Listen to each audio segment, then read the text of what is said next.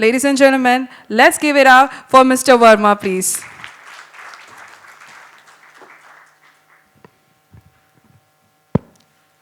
Chairman Srinivasan, Mr. George, my colleague in the civil service, Sendar Raj, Sundari, the CGM, and fellow professionals. I'll start with 2 points, two takeaways from the brilliant speech given by the young officer, Mr. Sendar Raj. First is Honorable CM's vision to make Tamil Nadu economy a 1 trillion economy by 2030. The key thing will be a green economy. These initiatives like TTRO, wastewater treatments are part of circular economy. The second is the housing for women. By housing the women in one single location, the workers, imagine the kind of carbon footprint you're reducing. Or all these workers are transported in buses. You would have seen the clogging of the highways to Bangalore. That's all the part of the green economy. Now, friends, I will speak of a very specific dimension of the E, that is biodiversity. Now, before I interact with you on that, on the biodiversity part of that, just let me have a few minutes to see my background, where I come from. This is my 40th year in public service. And in the course of my public service, I had several touch points specifically with the biodiversity. First touch point was with Dr. B.N. Yugandhar. He was a very, very famous bureaucrat, member of the Niti Aayog, father of Satyam Nadella, chief of Microsoft. We used to work together collectively for the preservation of the Western Ghats, a rich legacy of the Southern India, Tamil Nadu, Kerala, Karnataka. He used to always call the Western Ghats a sacred geography.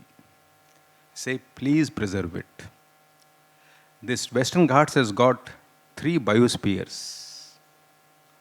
The Nilgiri biosphere is a UNESCO heritage site shared by the 3 states, Karnataka, Tamil Nadu, Kerala. We have the Agasthyarmalai Biosphere Reserve, again part of the Western Ghats shared by Kerala and Tamil Nadu. Plus we have the Gulf of Mannar Marine Biosphere, which is India's first biosphere reserve. India may have a small landmass compared to the world's landmass, but India is very, very rich in biodiversity. And collectively, it is incumbent upon all of us to preserve this biodiversity. As the Secretary, Rural Development, I was part of the process of initiating and setting up the block management committees. These are partnerships in Forest Department and the community, in which there is something called the access benefit sharing. Benefits from the use of biodiversity of the local areas, a proportion of that has to go back to the community. Corporates are mandated for that. As the E&F Secretary, Environment and Forest Secretary, we used to deal with biodiversity, climate change on a daily basis. And currently, as the Director General of the COSI-DC, now this COSI-DC is the apex body. It's a council of the state finance corporations and the state industrial development corporations. It's a pan-India body headquartered in Delhi with the mandate to enhance the competitiveness of the MSMEs across India. And most of the carbon footprints or biodiversity issues are in the supply chains with the MSMEs. I am also an expert member of the National Biodiversity Authority expert committee for Target 15 and Target 19 of the Montreal Global Framework for Biodiversity. It's called the Biodiversity Framework Plan. It's an interface point between the corporates and the stakeholders of biodiversity for assessing, disclosing, and mitigating damage to biodiversity, also in partnership with the United Nations Framework Climate Change for raising funds through public-private partnership for mitigating of biodiversity. So with this context, we work very, very closely for biodiversity conservation. Friends, biodiversity is got both floral and fauna, plant life and animal life. Even the smallest algae, smallest bacteria in the forests, floor, to the apex predator, tiger, they're all part of biodiversity. Tigers, wildlife management takes lot of glamour and attention from the corporates. But they're just one part of the biodiversity conservation. Now, why should corporates and their supply chain partners engage in biodiversity conservation? What is it for them? As Chairman was mentioning today ESG, Environmental Social Governance, is no longer a charity, an option, a side activity of the CSR or the board. It is a mainstream business agenda. It's a mainstream sustainable agenda. It is for your future. You are securing your future. You are building that competitive advantage in your products, in your company strategy, when you engage with ESG.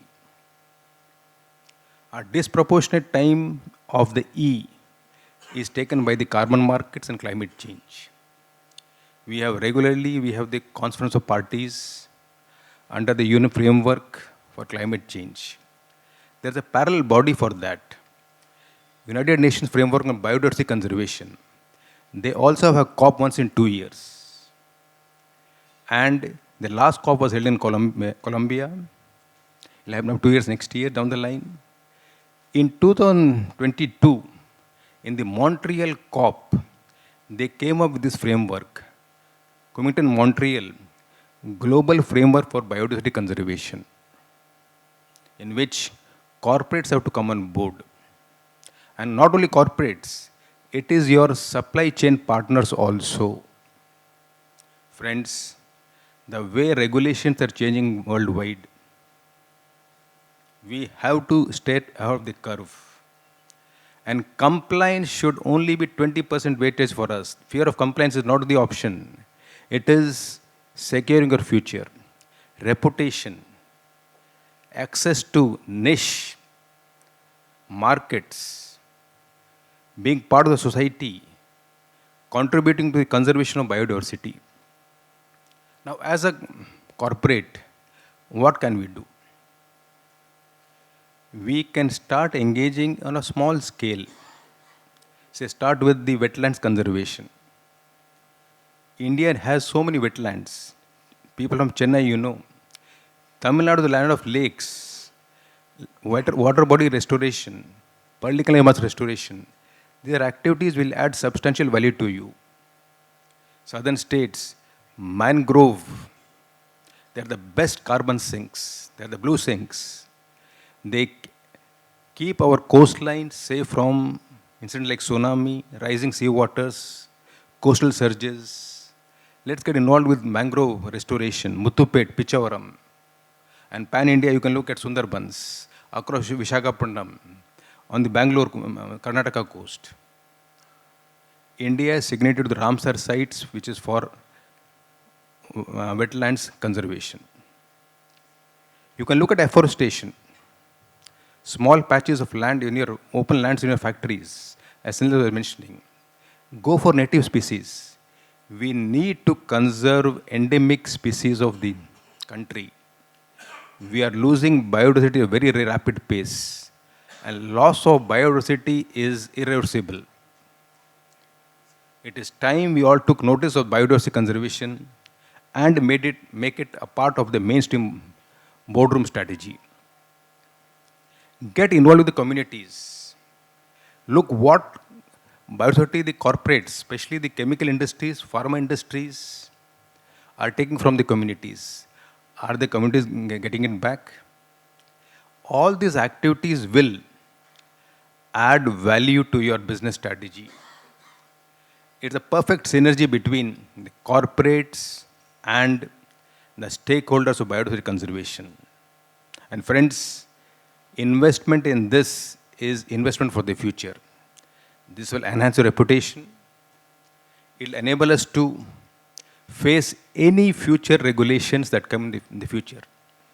Recently, you must be aware, apart from CBAM, the carbon border adjustment mechanism of European Union, they also have one more regulation, EUDR, European Union Deforestation Rules, under which any product or any input for your end product you source from an area which has been deforested will add extra cost to your product.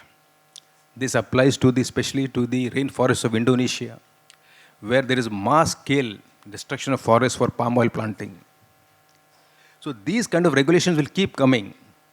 And in this VUCA world, if you have to stay ahead of the curve and don't want to be caught by surprise by any of the regulations, it is time to start investing, creating that committed workforce, and not only at the board level, sustainability, biodiversity conservation, ESG should be part of the value systems, ethos, culture to the last level of the organizations. So as professionals, friend, and I'm a professional, I'm a professionals, we work across India with all the bodies, and we tell our, especially the state finance corporations, when they lend to industry units, MSMEs, please also factor in the sustainability of the operations. Ask the potential customers, vendors, what are your sustainability plans? Have you built that in your business plan? Are you aware of the various regulations that are happening around the world? Because you are committing your funds for 7 to 9 years. So every financial institution today, whether it's insurance, banking, NBFCs, state finance corporations, must have a very clear understanding of the sustainability plans of their potential customers and clients. Recently, SBI started an exercise in which in the entire loan portfolio industries, they've started looking at the sustainability plans. Because capital is at risk. And if you just take a short-term view and do not do these exercises, then you're risking your long-term loss to your capital. So friends, as professionals, we need to be extremely, extremely committed, visionary, look at the future, and plan for this ESG with particular focus on biodiversity conservation with community participation. And Tamil Nadu and South India in particular has always been a thought leader. So the corporate leaders in this hall today, in this meeting today, let's show the world that yes, we are not only in the business of just making profits for the top line, bottom line, we are also in the business of biodiversity conservation, preserving our nation, earth, for the next generations for a better future. And with this, as a responsible nation, India has taken a very, very bold step to announce net zero by 2070, despite the fact that our per capita energy consumption is the lowest in the world. But we have taken a stand, and yes, all stakeholders will come. So our collective efforts of all of us, it just can't be government. It has to be a synergy between government, the stakeholders, community, the corporate world. We come together and contribute to India's ambitions as a responsible nation that is punching about its weight, and as a committed nation, committed to net zero, committed to biodiversity conservation, committed to all the commitments given in the COP, whether for climate change or for biodiversity conservation, and showing the world leadership of India as India moves ahead confidently towards its destiny of a developed nation, a Viksit Bharat by 2047. We collectively contribute and make it happen. Friends, with this, I wish you all the best. Thank you and good day.